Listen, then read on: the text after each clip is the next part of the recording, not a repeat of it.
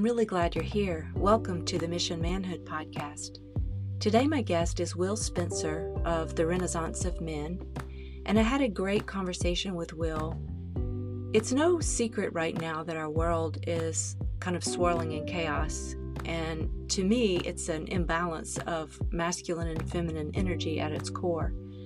And so I wanted to tell you in advance of you hearing the episode what this conversation made me feel. It made me feel like I was seen and witnessed.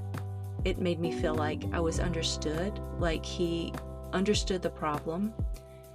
And then it made me feel reassured to know that he understood how to help, he knew what to do, and he was acting in a way that's going to bring order to the chaos, which all made me feel really relieved. In conclusion, I feel also respected in a way that if there was ever anything else I wanted to share, that he would be open to hear that.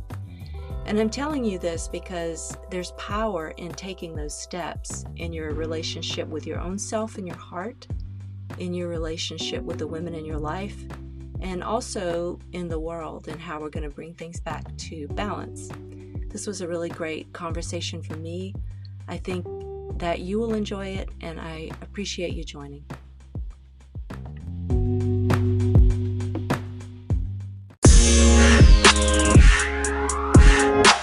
Hello, and welcome to the Mission Manhood podcast. Today, my guest is Will Spencer. Hello, Will. Hi, Angela. How are you today? I'm doing really well. How are you? I'm doing fine. I was wondering if you could tell me and tell the audience a little bit about who you are and what you do, maybe a little bit about your vision. Sure, yeah. I started the Renaissance of Men back in 2020, and it was the result of my own personal transformation through the world of men's personal development, I think is what you'd call it broadly. I came into the movement in 2013 following the tragic death of my mother, which happened many years before that. And I was dealing with sort of the fallout from that and the grief of it. And my parents were divorced. My dad was remarried with a new family. And so I was looking for answers. I was looking for answers for my own grief and for who I was as a man, because I felt that as capable as my dad was, he hadn't really passed much of that along to me because he himself didn't know. And yet, so here I was struggling in my life, trying to find out, what does it mean to be a man today, especially who am I as a man? How am I going to show up in the world? So I was very fortunate to find my way into an organization called the Mankind Project. That was in 2013. I went on the New Warrior training adventure, and I was introduced to my inner reality as a man, I guess you might say. And that provided the seed for so many. It answered one question while providing so many other bigger, better questions to begin pursuing. And so following that experience, I went on this 8-year journey through the world of male personal development, all of its nooks and crannies, and all the many authors and bloggers and speakers and YouTubers and Twitter gurus who all have so much to say about manhood and masculinity, authentic masculinity today.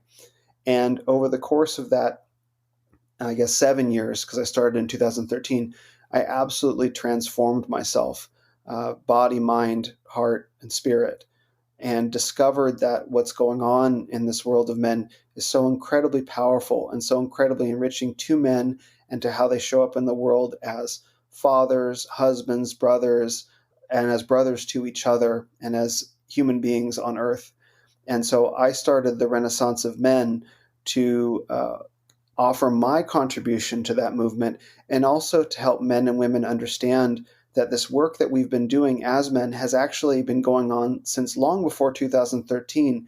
It started back in the 1970s and the 1980s as some of the first impacts of feminism began to be felt in culture, particularly around divorces and men losing their purpose as fathers and attempting to refine some sense of purpose in their lives. And that cultural wave has now been propagating for 40 years to the point now where it's spread far beyond what began in, say, the mythopoetic men's movement with the Mankind Project and Iron John by Robert Bly and movements like that into, I want to say, almost an industry in so many, in the best sense of the word. I've been very blessed to be able to experience so many different aspects of the Renaissance and find myself transformed by it. I felt it was my duty, seeing things the way that I do, to begin explaining that to more men and trying to share it with more men through my own podcast, my own writing, my Instagram account. I also do coaching, and I have a men's community as well. And I have some other projects I'm working on also. That sounds really exciting. I think for me, my interest in men's work, which is maybe a little different because I'm a woman, started with, I have 3 sons. And as a therapist, I had these men coming in who just seemed broken and sort of hopeless, and had, in some cases, not really been given what they needed by their fathers, who weren't given what they were needed by their fathers. And then in some cases, it was, the opposite of what they needed, and they were really, hurt or broken. And I got the book King, Warrior, Magician, and Lover at a used book sale. And when I picked it up, I thought, oh, there was something here. And so I started reading it originally for my sons because I wanted to, it just seemed like they were saying something that nobody else was saying. Yep. And I found it super helpful also with my clients. And so that's kind of how I came around to Mission Manhood, and just kind of wanted to contribute. And the one thing that I kind of see missing sometimes, not altogether, I'm sure it's out there, but is that feminine, the divine dance is what I call it, between the masculine and feminine. Mm-hmm. And so I had just kind of gotten to that point. I'm kind of going in order on my Instagram page, and I want to read something to you really quick. Please. On April the 22nd, I was kind of wrapping up the divine dance, and I wrote, "The divine dance, a mutual giving and receiving. Giving, holding the space, allowing. Receiving, vulnerability, accepting. Surrender to the moment, to each other. The two shall become one flesh. A sacred death dance, an offering of oneself that leads to life." Mm-hmm. So I wrote that on the 22nd. And then the very next day, on the 23rd, you wrote The Great Reconciliation. And I saw that post, and I just thought I was going to faint, because I was in that mindset, and I had never, ever, ever, ever, ever heard a man talk like that. I think I reached out to you immediately and said, will you please come on my podcast and talk about this? Because I think it's so important. I think the great mother, the wise woman, has a role in men's work. I think some men really need to reconnect to that. But I think it's so powerful for men to speak to men. And so I wanted you to just explain that from your perspective, if you don't mind. Mm-hmm. Yeah. It's so exciting that you're mentioning King, Warrior, Magician, Lover, because one of the things that I've done over the past several years is I've made it my, mission, in a sense, to read as many books in this field as I can. And there are more books being written about this subject every day. You can imagine back 80 years ago, 100 years ago, 50 years ago, there weren't any books being written about what it means to be a man, because men just kind of knew. Let's just say prior to 1960. So in the 1950s, 40s, and basically every decade prior, going back to the beginning of time, men just kind of knew how to be men because it was passed on. There was some cultural amnesia that began in the 1960s, where men began losing what it meant to be a man. And so we've been, part of the Renaissance is men rediscovering what it means to be a man in so many different ways and exploring these ideas in depth for the first time. So I've been very blessed to read many of these books and sort of begin synthesizing their perspectives. And I can recommend many more books that I think would aid you in your journey. And it's so wonderful and I guess surprising, and also not, that you're a therapist as well. And of course you have male clients who are asking these questions, and you as a good therapist who is, allowing men to explore themselves. And unfortunately, many therapists these days are pushing, we'll say, feminist political angles on their clients. And it's a huge tragedy, because therapy is about taking stuff out, not putting stuff in. And there are a lot of therapists that have begun putting stuff in, and it's a huge tragedy. In a therapy session, ideally, it's just a moment of real intimacy where you're holding the space for someone to be able to go in and get in touch with that to just sit in that like excruciating space with someone and witness that part of them, it really made me want to do some more research and be more well equipped to offer something, even if it is resources or books or trying to point someone in the right direction. One thing that you mentioned about men just kind of knew how to be men, Mm-hmm. that is interesting to me because I think about my dad, whose father died when he was 12 and whose mother wasn't really a nurturing person. She was very serious and stern, probably suffered from depression, if we're being honest. He didn't really get that nurturing care, but he's always been such a man, just instinctively a man. And I think about my clients and my sons and how it's like we've lost something, and that has always been a mystery to me. So you mentioning that definitely goes along with what I've been trying to figure out. Mm-hmm. Well, if you want to look into the history of it, I recommend the works of Dr. Warren Farrell. Mm-hmm. He had, and that's Farrell, and he wrote two books. He's written several books, but the two that I've read, one is The Myth of Male Power, and his most recent one is called The Boy Crisis. And he has a number of books that he's written between those two books. But he used to be a male feminist. He was on the board of the National Organization of Women, and was quite celebrated for his promotion of feminist ideals as a man. And once he began looking into some of the ideas, and in these books he goes into that journey, he discovered where that loss came from, and dedicated himself at great personal cost to begin exposing many of the myths of feminism that created that sense of cultural amnesia for both men and women of the way things used to be. But what he talks about is there was a big shift that happened in the 20th century around our ability as a species to achieve prosperity and survive. So for thousands of years, it was just kind of known that men and women independently and individually sacrificed freedom of choice to propagate the species. So men sacrificed their ability to pursue passions, perhaps gifts in the arts and creativity, to take a career that often took them away from their families in order to provide. And women also sacrificed their pursuit of careers and fulfillment in order to propagate the species and have children. And that it was just kind of understood that both men and women did that. But sometime in the 1960s, with the birth of feminism, men providing and sacrificing became reframed in a Marxist sort of framework, which is quite difficult to get into, about how men became oppressors suddenly. And we lost sight of men sacrificed quite a bit to be the providers they did. They became disposable in war, and they would be away from their families to earn more money to support more children. And that's the generation that many men come from. Now we live in a different world where prosperity is more freely shared. And so women have achieved more freedom of choice, but men haven't. And so Warren Farrell talks about this. And in the women achieving a sort of liberation, men haven't achieved that liberation at all and are actually struggling. They're actually really struggling to find their own sense of liberation, to find their purpose in this new era. And so he goes into that in great depth in his books, and they're very profound work. How did we get here, and how can we move forward? And that's the big thing. Why I think you like the notion of the Great Reconciliation, and why I like it, because it provides a path forward when it seems like the war between the genders is kind of at a stalemate, and there is actually a path forward. I think the thing that I liked about what I read when you were mentioning the Great Reconciliation is you said it's not something that we're recreating, it's something that we're sort of inventing. And I notice a lot of the traditional men's groups that I follow or see, they're romanticizing a past. And as a woman, I'm thinking, I don't want to go back there. So I think it was very exciting to me to pursue this idea that you had, that this is a new thing Mm-hmm. that we're building on.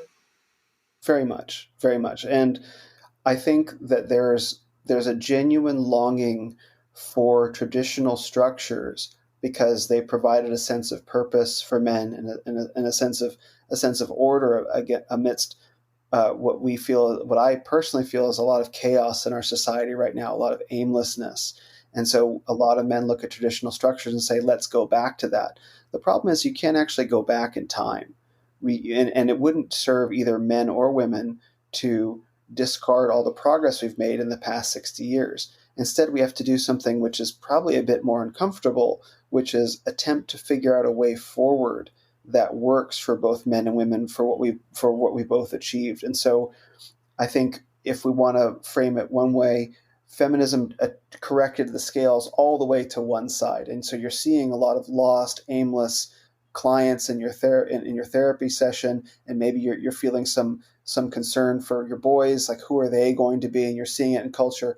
And so we also see now in some of the men's movement an attempt to swing the pendulum all the way back the other way, but that's not going to work either. It really requires a more mindful approach to say, okay, what of masculinity in the past and the present works, and what of femininity in the past and present works, and how can we bring them back together in a spirit of reconciliation?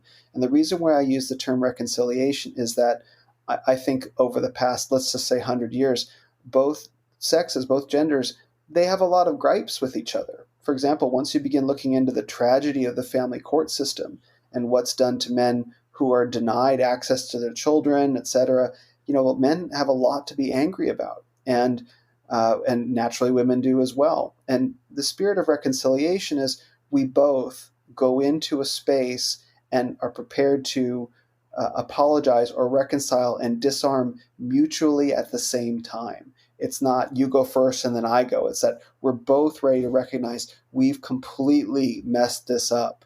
Let's try again and take off all of our armor and really be ready to come back together as fulfilled men and women, because that's a true, beautiful vision that I think we all want in our hearts. And we both, men and women, have to get past our resentments in order to do that. And that's very difficult because resentment is a very powerful emotion. It's very empowering. Resentment, anger gives someone a sense of righteousness.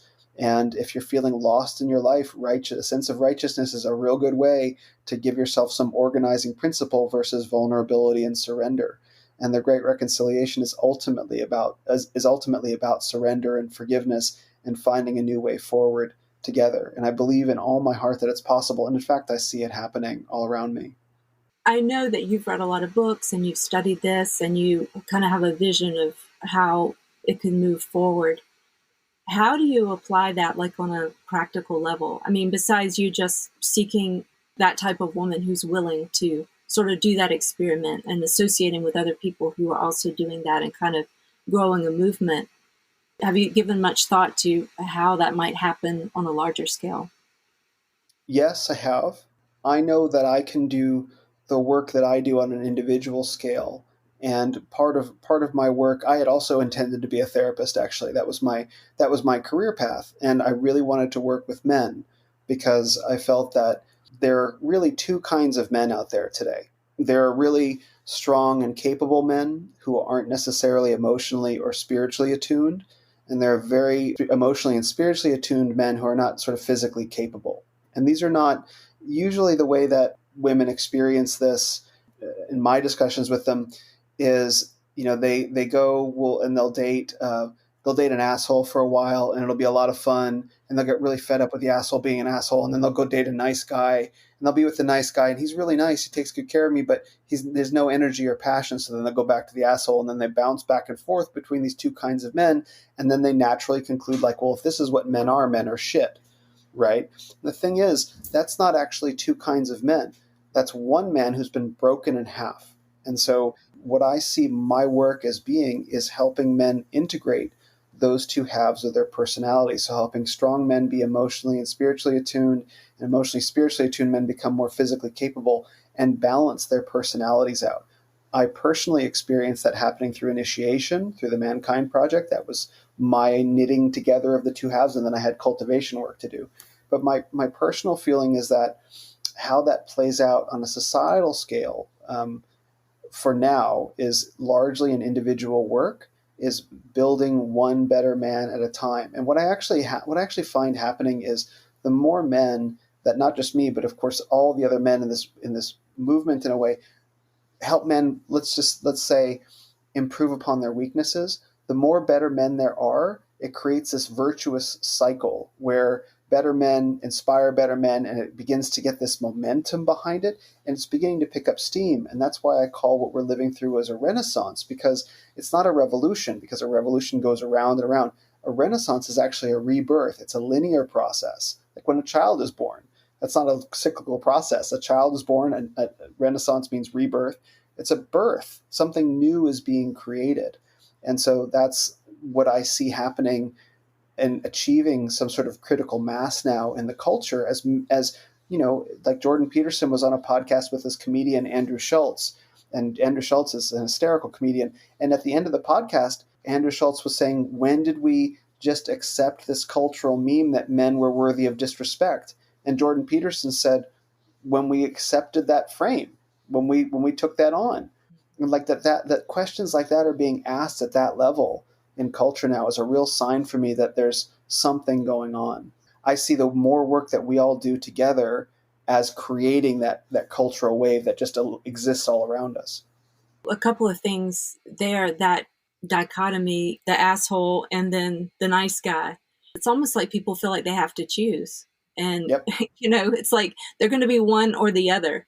That's why the King, Warrior, Magician, and Lover book has been helpful for my clients because, it naturally breaks you off into maybe too much energy or too little energy. Show people with those simple visuals balance into a place where you can be more satisfied with yourself. So if you feel like you're being walked all over, you can work on that and get to a place that's somewhere in between asshole and nice guy so that you can be content and pleased with yourself and how you're appearing in the world. Very much. Another thing that you just mentioned is Jordan Peterson, that whole phenomenon of these thousands of men packing out theaters wherever he would go with their tie on, weeping. And I thought, what in the world is going on? I mean, I knew it. I knew what was going on. My heart is so heavy. It's to think that there are people who are starting to rise up and be able to identify the problem and know what to do about it. I mean, that just brings me so much hope and joy. I'm super excited about it. I'm excited that you're excited because I naturally feel like, as a man who's gone through this process, and I can send you a photo of what I looked like 7 years ago, and you would look at the man now, and I'm unrecognizable to myself in a really good way. I've personally experienced the positive transformative power of what's going on, right? And I think a lot of women, and I think a lot of this is due to the way the media frames things, is they're very threatened by this sense of rising male power. I would say that many of these women aren't necessarily in tune with their own authentic emotional nature, because I feel like women who are attuned with their authentic emotional nature will naturally celebrate the rising of men, as you are doing. Like, oh no, I want my sons, my brothers, my coworkers, my friends to be better men. And I don't fear it, I celebrate it. When I hear you say that, it's very meaningful to me because I know firsthand that it's not threatening. It can be very challenging because there's a sense of risk and fear. I don't want to go back in the box, if that's the word that you might use, or we don't want to go back to the way things were. And I think women have an embodied memory of that, but I don't experience that as what's going on in the true heart of the movement at all. There are those elements. There are elements of what's called MGTOW, men going their own way. There are elements of the red pill community. There are elements of the trad community that can be very hard-edged and that aren't emotionally integrated. And those men in some ways they're angry, and I think of anger as a legitimate response to a crossed boundary. That's how I frame anger. It's like if someone who's angry has had a boundary crossed at some point. Their anger in the moment may not be legitimate, but it's a response to at some point someone crossed their boundary and they're still carrying that. It feels safer than grief. So anger can stand out front and you can kind of maintain your dignity or whatever as a man, but to cry or grieve or feel sad about that thing is a little more scary. So that's why men truly need men, because men getting together in private communities, whether it be men's groups, meeting together, and I think this needs to happen in person, but like the Mankind Project is very powerful. Men's groups are very powerful because it gives men a space to share with each other in their own language the anger, rage, grief, sadness, disappointment, heartbreak, betrayal that they feel, and in a circle of other men who are also strong can hold them in their grief. In fact, there's a movie that I strongly recommend. It's called The Work. It's a documentary, and what The Work is about men's transformational healing circles that take place in, I think it's Folsom State Prison in California. People serving life sentences for homicide and things like that. This program brings in, I think it's called Inside Circle, and The Work is a documentary about an Inside Circle weekend. The organization that does Inside Circle brings in men from the civilian world to sit in circle with men from the prison population who are serving sentences for very serious felonies, and helps the men in the prison and the outside men work through these traumas they've been through in childhood and their betrayals and disappointments and heartbreaks, and to see what men can do for each other in a real healing capacity. And the things that these men, that these prisoners have been through, they're convicts, they're convicted felons. The things that they've been through in childhood that drove their behaviors, the betrayals and all these things, is really powerful. And that healing is created between men for men. And I don't know that even women can do it for men. Perhaps they can, but certainly there's a different magic created. Yeah. I feel like you have mother and father, and there's a time where it's really appropriate during childhood for the boy to be with the mother, and so necessary. Yeah. And then at some point he goes over to the father. Mm-hmm. And so that gets screwed up in almost everybody we know now. One thing I wanted to go back to that you were saying about a man is either a nice guy or an asshole. I've had a guest on that says, no, men don't know what they're supposed to be. They don't know what they're supposed to do. And for that reason, they either maybe try to dominate or they just recede, or maybe both. Just speaking up for the women, Mm-hmm.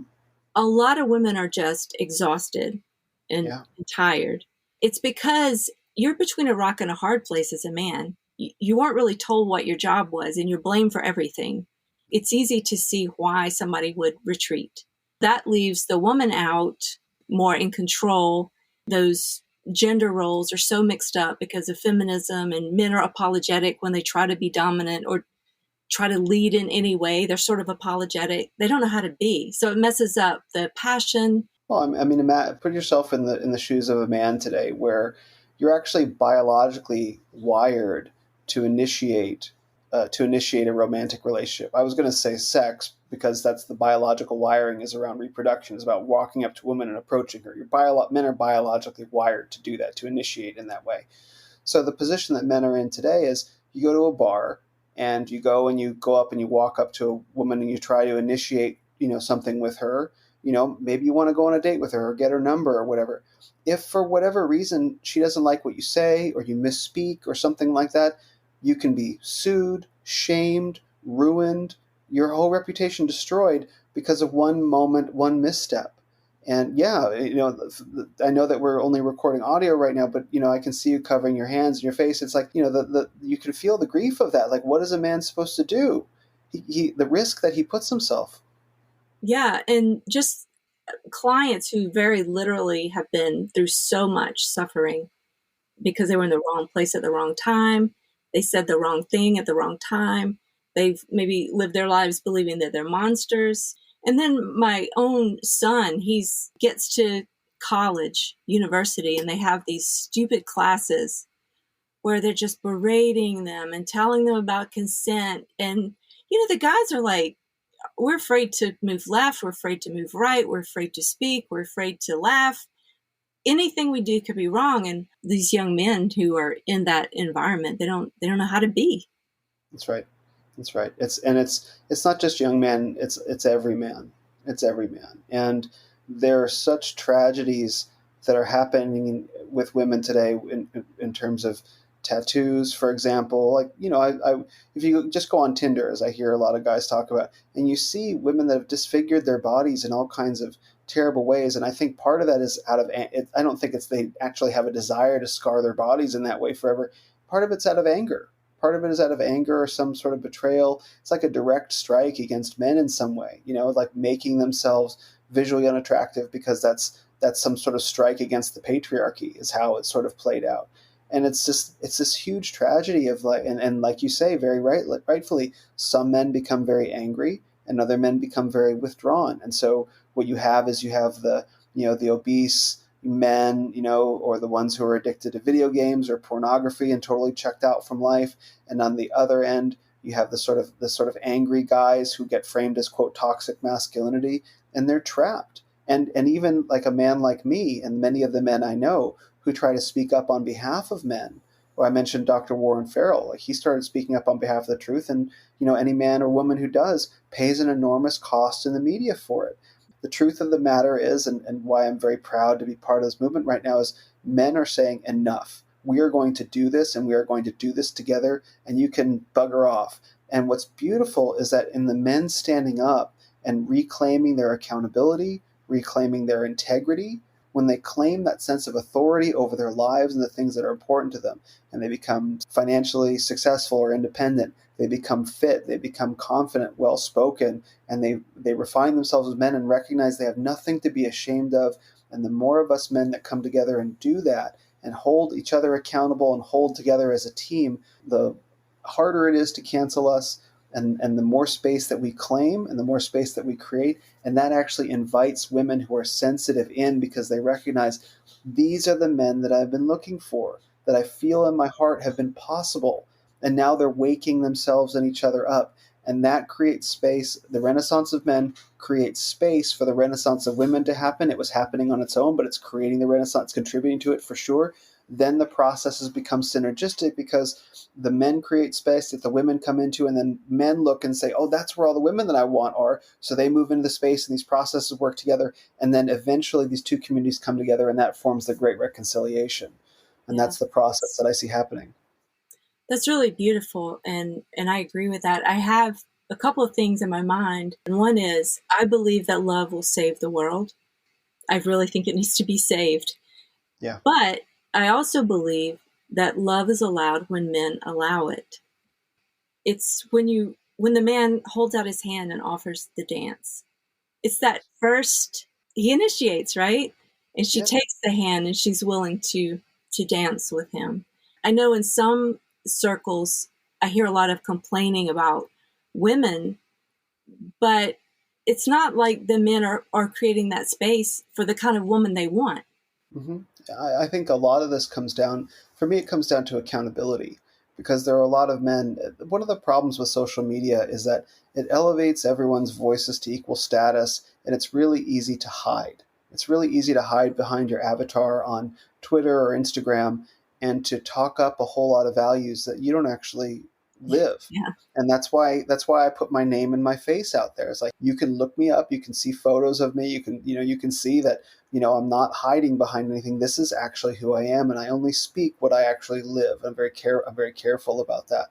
And I think one of the problems with social media is that it can amplify men's voices that don't actually live up to the standards that they hold women to. And so, they can hide behind anonymity, but it requires men to come in there and sort of, in some ways, shatter the illusion and be like, hey, who are you, bro? Who are you showing up as? Who are you to be placing these demands? Where are the demands on you? Because ultimately, the great reconciliation is an energetic thing. It's something that the right men attract the right women, and vice versa. And women placing demands on men is going to be as ineffective as men placing demands on women. It really comes down to men helping men sort out their house, which I think will create a spirit in women of, we need to sort out our house, girls. You have to sort out your inner house. Like you talk about the divine dance, and where does the feminine come in? The feminine can only come into a man's life truly in authenticity once the man has sorted out his house. To ask a man to create more space for the feminine before he's built his own structure, financial, are you financially secure? Are you physically fit? Are you healthy? Are you mentally stable? Are you emotionally stable?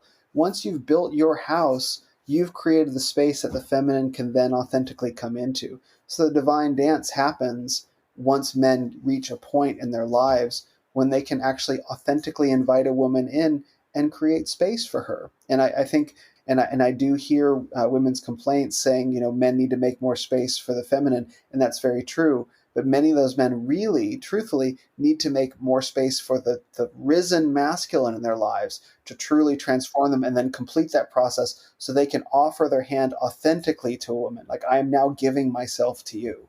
And until a man knows who he is, he doesn't know what he has to offer. And so that's the process that I'm trying to figure out, how can I accelerate it in an authentic way. And I do think it is happening, but it does take time because, it takes a lot of time to work through that with men. That's a really beautiful thing that you just described. And there are a couple of accounts I follow on Instagram. One is Men versus Mediocrity. He's just always checking. And I think that I see it with my sons. They're thumping each other on the head. Like, that's not how you do it. That's not how you act. It's just a thing that guys do for each other. That's not acceptable. We don't act that way. Yes. Men are naturally hierarchical. So I think we're biologically wired to be hierarchical. And this may be one of the differences between men and women, is that men will naturally, energetically amongst each other, select a leader, whether they're conscious of the process or not. Get any group of guys, 3 or more guys together, and they will energetically say this guy is the word that's used is alpha. Unfortunately, the terms alpha and beta in the men's work world have become charged with judgment, like positive versus negative. But in fact, you can't have a world full of alphas. Some men are quite content to follow a leader, and they're needed, right? So we'll use these terms without judgment. They'll naturally select for an alpha. So men will fall into hierarchy, and the alpha sets the tone for the rest of them. And so that's a sense of authority. And so not only do the other men need humility in that situation, the man in charge needs to have a real sense of authority to be able to hold other men to account. Like you said, like, hey, that's not how we act. So your son is humble enough to accept the teachings. Like, no, we don't act like that way. But the other son has authority enough to say, no, I'm right, and you know that I'm right, and you can look at the way that I live, and you can see the rightness. And men naturally respond to that because men communicate very differently from the way women do. And men are very sensitive energetically to each other in ways that they probably wouldn't even be able to articulate mostly. But it's not just the humility, it's also the authority. And so part of the work that I'm a part of the work that I do, part of this whole men's community, like Men versus Mediocrity, for example, is this man has achieved some degree of authority to be able to speak and to be able to say, that is not how we are. And other men in this space who come to mind who speak with that authority are Jack Donovan, whose work I highly recommend, and Alexander Cortez, Tanner Guzzi, Zach Small. There are hundreds of them that live and speak with authority, and men listen and they follow their lead. And so men find that humility when they trust that the person they're following has authority and doesn't have judgment. So rather than shaming, there's a natural corrective function. And men have lost that. Again, this is why men's groups are so powerful, is because men naturally used to gather in groups, but now we can't even have the Boy Scouts. Now it's just the Scouts, because there are no male-only spaces allowed. And men are just being like, yeah, no, we're kind of over that. Now we're just creating male spaces again, and do something about it. Which is awesome. Mm-hmm. I know that you mentioned you wanted to talk about the king archetype. So all that we're doing, and the Mankind Project talks about this, and I think I haven't read King, Warrior, Magician, Lover in a while, but I think they talk about it as well. All these different archetypes, they're different aspects of a man's inner nature that can be activated by different circumstances in life. Some men will naturally be born with more, say, of the lover, which is about connection, romance, sensitivity and sensualness in terms of appreciating, food and drink and music. Some men will naturally be born with more of like a magician archetype, which is science and transformation and creation. Some men will be born with more of a warrior archetype, which is, athleticism and fitness and boldness. And some men, there are a few men that are born with like a king archetype, because the king archetype is an emergent phenomenon, which means once you as a man follow your road of life far enough, you will begin to naturally become a king. So imagine a young man who he grows up as an athlete, strong warrior archetype, right? He recognizes that he can't become the professional or the successful athlete that he wants to unless he changes the way that he goes about the way that he lives. So he changes his diet, changes his friends, potentially, to be around people who support him, changes the way he lives, and suddenly enhances his natural athleticism. That's the magician archetype.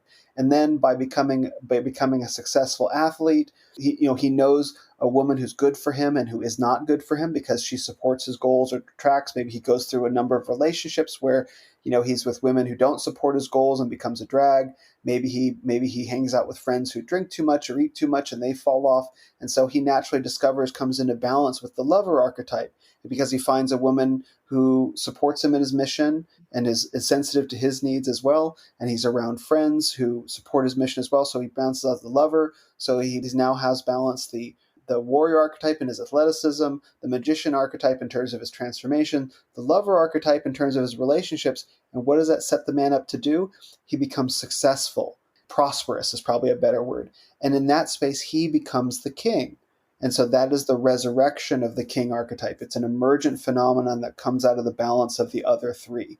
And so everything that we're trying to do in this movement of men is, as we talked about earlier, is make the warriors more sensitive to their lovers and make the lovers more sensitive to their warriors. In order to do that, you need magician energy in between them. And if you're successful at that, you create a new wave of kings. And so then those are the men that women naturally want.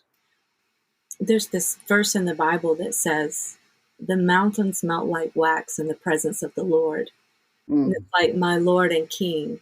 So these mountains of these women who are against, when a man rises up and takes that authority and that position, those mountains melt like wax. Women are longing to not be in charge.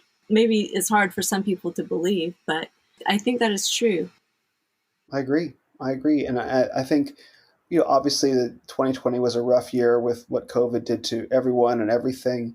But I think a lot of really good things have come out of it. And one of those good things is men have become more accustomed to working from home, because there's a book called Iron John by Robert Bly. And if you liked King, Warrior, Magician, Lover, you would probably really like Iron John. And it talks about how before the Industrial Revolution, most businesses were home-based. The father was working in the field with the crops or the livestock. The mother was in the home, but the home and the field were the same place. So it was very home-based. And then the Industrial Revolution comes along and the father is taken out of the home, put into a factory, isolated from the mother. The children are sent off to school, and there's this shattering that happens in the family.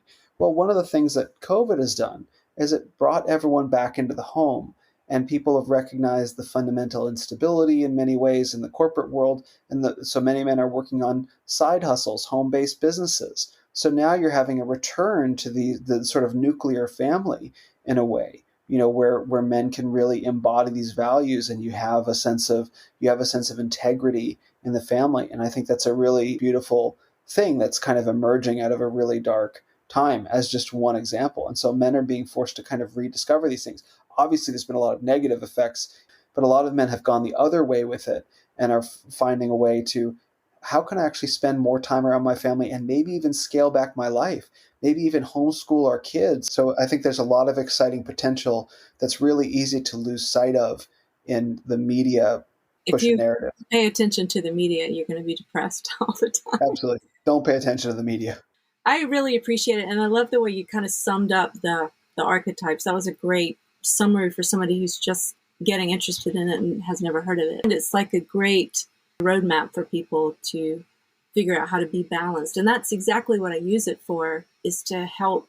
Because as you said, some men are naturally one way or the other, but to balance themselves out so that they can have that life that they're dreaming of, incorporating all of those energies in balance so that they will rise up to that place of authority and leadership. A really powerful movie about manhood is a series of movies is The Lord of the Rings. Those are probably my favorite movies of all time because of what they say about what it means to be a man. What I want to call attention to in those movies is it's really easy to look at the epic mythological fantasy stuff that's going on. But at the very end of the movies, there's two really significant things that happen, and they're very much related. Aragorn is crowned king at Minas Tirith. The king has returned. But the final shot of the movie is Samwise Gamgee in front of a house with a wife and kids.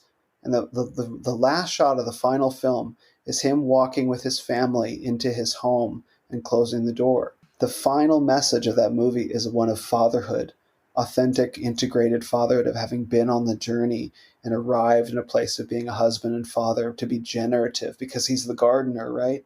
These movies are rich with symbolic meaning that can be taken apart in a really nourishing way for men.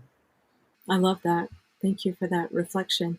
Can you, before we sign off, tell people how they can find you if they would like to reach out to you on social media, or what is the best way to do that? I'm most active on Instagram. You can find me at Ren of Men. That's RENOFMEN, like Renaissance of Men, but shorter, Ren of Men. You can also visit my website at renofmen.com, and you can find me on Twitter at Will_Ren of Men. But I have the most fun on Instagram, and you can message me anytime there. Well, that's where I met you, and I love your content. Thank you. We started off with your post, and I wanted to read a little bit of the end of that. Mm-hmm. It says, "We, as men and women, were meant for each other, long for each other, both in partnership and on our planet. Together, we'll turn our world into a home. The great reconciliation approaches. I promise you we'll make it." I love that. Such a hopeful message. Thank you. I believe it with my whole heart. Thank you for joining me today. Thank you, Angela. This has been marvelous.